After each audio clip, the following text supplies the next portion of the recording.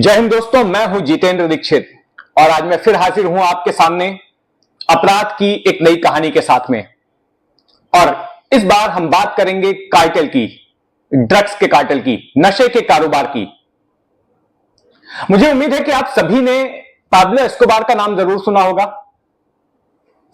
Colombia नाम के देश का बहुत बड़ा ड्रग लॉर्ड, जिसने कि वहां पर अपने आतंक से साम्राज्य चलाया था और बड़े पैमाने पर ड्रग्स का कारोबार करता था। और उसकी मुट्ठी में ना केवल वहां की सरकार थी, वहां की पुलिस थी, बल्कि बाकी जो दूसरे कार्टेल्स थे वे भी उससे खौफ खाते थे और उसने अमेरिका की नाक में दम कर रखा था। उसने करीब 2 दशकों से ज्यादा वक्त तक कोलंबिया में अपना साम्राज्य चलाया, अपना कार्टेल चलाया और फिर पुलिस एनकाउंटर में उसका खात्मा हो गया। लेकिन उसकी जिंदगी से प्रेरित होकर दुनिया के कई और भी देशों में पाब्लो एस्कोबार पैदा होने लगे। चंद साल पहले ही नार्कोस नाम की एक सीरीज आई थी ओटीटी प्लेटफॉर्म पे, हो सकता है आप में से कई सारे लोगों ने देखी हो। उसकी जिंदगी का वो फिक्शनलाइज वर्जन था, जिसमें कि उसकी कहानी बताई गई कि किस तरह से वो गरीब घर में पैदा हुआ और फिर अपराध की दुनिया में उसने कदम रखा और कैसे उसने खौफनाक खेल खेला हिंसा का और ड्रग्स के कारोबार को उसने किस तरह से कई देशों में बढ़ा लिया था और ऐशो आराम की जिंदगी जीता था। तो इस तरह से गलत काम करके अपराध की दुनिया में कदम रख के ऐशो आराम की जिंदगी जीने की चाहत कई लोगों में पैदा हो गई। और ऐसा ही एक शख्स था दक्षिण मुंबई के डोंगरी इलाके में, जिसका नाम था पिंटू पठान। अभी जो पिंटू पठान है ये एक काल्पनिक नाम है, ये एक फिक्शियस नाम है, लेकिन असली शख्स के ऊपर आधारित है। इसी पिंटू पठान की कहानी पर एक किताब आई है जिसका नाम है cartel the new age Narcos और यह किताब लिखी है वरिष्ठ पत्रकार मनीष पचौली ने। यह उनकी दूसरी किताब है और इस किताब के जरिए इन्होंने कहानी सुनाई है कि किस तरह से आज के वक्त में ड्रग्स का काला कारोबार चल रहा है, जिससे कि हमारी युवा पीढ़ी बर्बाद हो रही है। तो पिंटू पठान की कहानी से ये आज का जो लैंडस्केप है नार्कोटिक्स का, ड्रग्स के कारोबार का, ये उसकी कहानी सुनाते हैं और वो बड़ी ही दिलचस्प है। तो मनीष पचौली जी, जितेंद्र दीक्षित क्रॉनिकल्स में आपका स्वागत है। Thank you. तो मनीष भाई, सबसे पहले तो मैं आपसे पिंटू पठान के बारे में पूछना चाहूंगा कि आखिर ये पिंटू पठान है कौन और कैसे उसने अपराध की दुनिया में कदम रखा और एक बड़ा नाम बन गया। क्या ये भी पाब्लो एस्कोबार बनना चाहता था, जिस तरह से पाब्लो एस्कोबार ने अपराध की दुनिया में अपना एक नाम हासिल किया था? क्या ये उसी राह पर था? जी जितेंद्र, आप सही कह रहे हैं। पिंटू पठान की पैदाइश ही एक अंडरवर्ल्ड फैमिली में हुई थी। उनके दादा मुंबई के बहुत पुराने एक अंडरवर्ल्ड डॉन हुआ करते थे। चंद बड़े अंडरवर्ल्ड डॉन में से वो एक थे। और इसको जब ये थोड़ा बड़ा हुआ, इसको शुरू से ही पैसों की शो बिजनेस बोलते हैं, हर चीज की उसको पैसा खर्च करने की काफी आदत थी।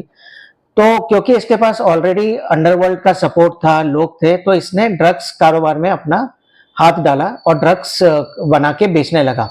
इसके पास जगह की कमी नहीं थी। इसने अपनी खुद की एक फैक्ट्री डाली डोंगरी में, जहाँ पे वो मेफेड्रॉन नाम की एक सिंथेटिक ड्रग आती है, वो बना के बेचने लगा। मेफेड्रॉन ऐसी चीज है कि वो कोकेन की तरह की एक ड्रग है। कोकेन बहुत महंगी आती है, जो 6 से 8 से 10 करोड़ पर केजी तक होती है। मेफेड्रॉन 1 करोड़ से 2 करोड़ तक होती है, तो वो गरीब लोगों की कोकेन कहा जाता है। तो उसका बहुत बड़ा मार्केट इंडिया में है और मुंबई में भी काफी बड़ा मार्केट। ये मेफेड्रॉन क्या वही चीज है जिसको कि एमडी कहा जाता है, मम्मी डैडी कहा जाता है? जी, एमडी कहा और जाता है, कैटसाई कहा जाता है, कैटसाई, म्याओ म्याओ कहा जाता है इसको जी। तो डोंगरी में ये बहुत बड़ी फैक्ट्री चलाता था, वहां पे मेफेड्रॉन बनाता था, मेफेड्रॉन बेचता था। तो और उसको हाथ लगाने में लोग डरते थे, कई सारी एजेंसीज बहुत डरते थे, क्योंकि वो इतना पावरफुल था। उसके फैक्ट्री तक पहुंचना ही लगभग नामुमकिन था। उसके इतने लोग डोंगरी में गलियों में घूमते थे कि वो पहले से ही अलर्ट कर देते थे कि तुम्हारे ऊपर रेड पड़ने वाली है, ऐसे सस्पिशियस मूवमेंट हो रहा है एरिया में, तो वो पहले ही फैक्ट्री बंद करके वहां से चीजें हटा के गायब हो जाता था। और खतरनाक इतना था कि उसको लोग उसके खिलाफ डोंगरी में कोई बोलना नहीं चाहता था, कोई भी आदमी उसके खिलाफ कोई गवाही नहीं देता था, उसका इतना टेरर था। तो उसको फिर नारकोटिक्स कंट्रोल ब्यूरो ने अपना बीड़ा हाथ में उठाया कि इसकी एक फैक्ट्री बंद करनी चाहिए, क्योंकि एक बहुत बड़ा मेफेड्रोन सप्लायर था मुंबई के अंदर। उन्होंने एक रेड प्लान की, उन्होंने उस रेड पे काफी दिनों से काम किया। वो डोंगरी में पहले उन्होंने एक सर्वे किया, डोंगरी में रेकी जिसको कहा जाता है कि कहाँ पे उसकी फैक्ट्री चलती है, कहाँ है। उन्होंने अपने भेष बदल बदल के वहां पे एक रेकी किया और वहां पे भापा उन्होंने कि उसके लोग कहाँ कहाँ तक फैले हुए हैं, कहाँ से इनकी इंफॉर्मेशन लीक हो सकती है अगर ये रेड करना चाहते हैं। फिर जिस तरह से आप मूवीज में देखते हैं उसी तरह उन्होंने, अगर उतना ज्यादा आप फिक्शनलाइज नहीं करें तो एक, लेकिन सच में उन्होंने अपना भेष बदल के वो गली में वो जाके वो रेड करने पहुंचे उसकी फैक्ट्री पे। वहां पे जैसे ही पहुंचे वहां पे काफी तगड़ा उसके लोग खड़े होते थे बंदूकें लेके, तो वहां पे उनकी झड़प भी हुई उसके लोगों से। फैक्ट्री में उन्होंने रेड किया और कई कुछ करोड़ के उन्होंने ड्रग्स पकड़े। हालांकि पिंटू पठान भागने में कामयाब हो गया, समय नहीं पकड़ा उसको, थोड़े समय बाद पकड़ा।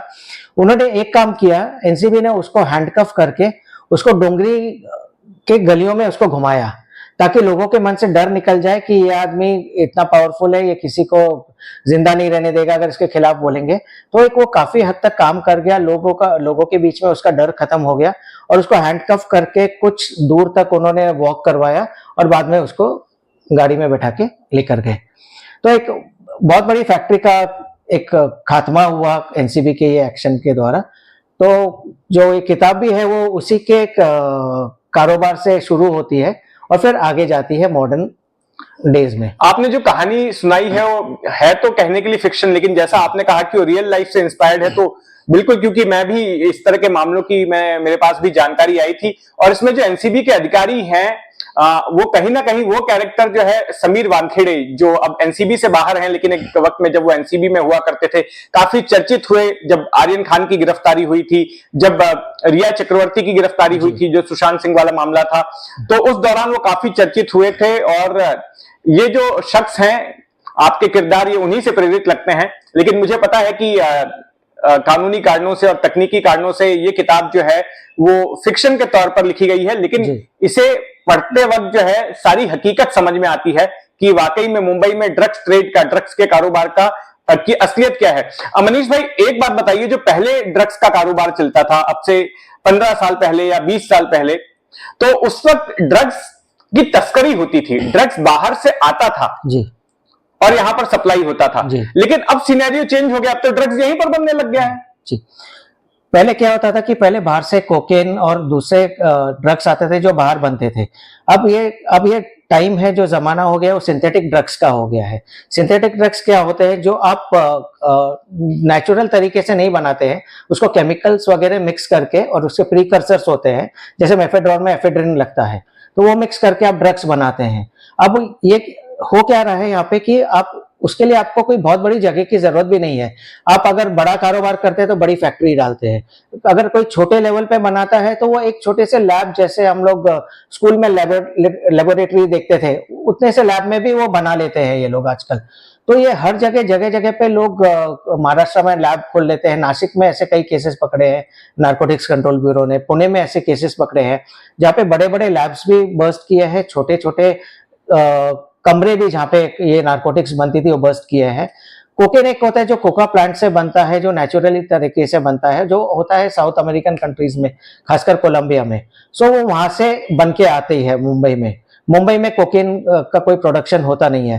हालांकि मुंबई एक ट्रांजिट पॉइंट है कि यहाँ मुंबई में आके यहाँ से फिर और बाहर दूसरी जगह पे भी जाती है, लेकिन वो क्योंकि वो इतने दूर से आती है और वो उसकी प्राइस बहुत ज्यादा होती है।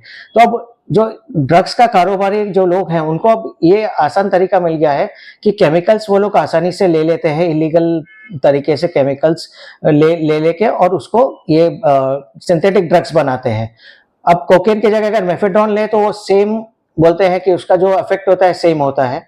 तो इसके लिए वो और ये सस्ती भी पड़ती है शायद। सस्ती पड़ती है। जैसे मैंने कहा कि अगर आप कोकेन 6 से 8 करोड़ पर केजी में पड़ती है, या 1 से 2 करोड़ पर केजी में पड़ती है, तो आप सोचिए उसकी स्ट्रीट वैल्यू कितनी, पर ग्राम वैल्यू कितनी कम होगी। अच्छा, और क्या कोकेन के तरह ये भी पार्टी ड्रग बन चुका है? जैसे कोकेन पार्टीज में, नाइट क्लब्स वगैरह में, पब्स में इस्तेमाल होता था चोरी छुपे, तो क्या अब उसकी जगह पर उसको रिप्लेस कर दिया है एमडी ने?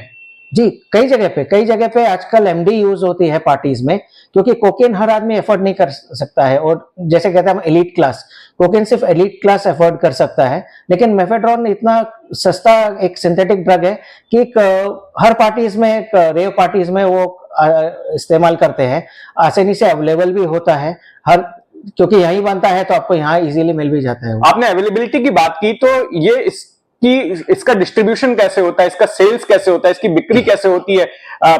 अभी सुनने में आया है कि ये लोग सोशल मीडिया प्लेटफॉर्म्स का भी इस्तेमाल करने लग गए हैं, इंस्टाग्राम जैसे प्लेटफॉर्म्स का इस्तेमाल कर रहे हैं। हाल ही में महाराष्ट्र के उप मुख्यमंत्री देवेंद्र फडणवीस का विधान भवन में बयान था कि इंस्टाग्राम के जरिए जो है अब ड्रग्स को बेचा जा रहा है, ड्रग की सप्लाई हो रही है। जी, ये बहुत बड़ा एक चिंता का विषय हो गया है, क्योंकि पहले के जमाने में ये होता था कि ड्रग्स लेना एक बहुत रिस्की काम होता था। लोग चोरी छुप के कहाँ से ड्रग्स लेते थे, रेड पड़ने का डर होता था। आजकल क्या होता है कि आप ऑर्डर भी सोशल मीडिया पे देते हैं, आपको कहाँ पे ड्रग्स मिलना है उसका भी जो पता है आपको सोशल मीडिया पे इंडिकेट किया जाता है कि आप ये जगह से ड्रग्स ले सकते हैं। आप एक अपना एरिया डिसाइड कर सकते हैं कि मुझे ये जगह पे इतने बजे इतनी ड्रग्स चाहिए, तो वो आपको वहां पे डिलीवर हो जाएगी। तो ये इंस्टाग्राम वगैरह या फेसबुक हो गया या सोशल मीडिया जो दूसरा हो गया, उस पर ये कारोबार बहुत जोर से चल रहा है। और सोशल मीडिया आने के कारण, सोशल मीडिया में इस कारोबार के कारण काफी उनको एक रिस्क फैक्टर है जो ड्रग्स बेचने और खरीदने का, वो पहले के मुकाबले कम हो गया है। इसमें इन्फ्लुएंसर का भी रोल होता है? इन्फ्लुएंसर का बहुत बड़ा रोल है। इन्फ्लुएंसर का रोल सबसे बड़ा जो चिंताजनक विषय है कि इन्फ्लुएंसर को, वो इन्फ्लुएंसर यंग लोगों को, यंग जो लड़के लड़कियों को पेडलर बनने में फोर्स करते हैं।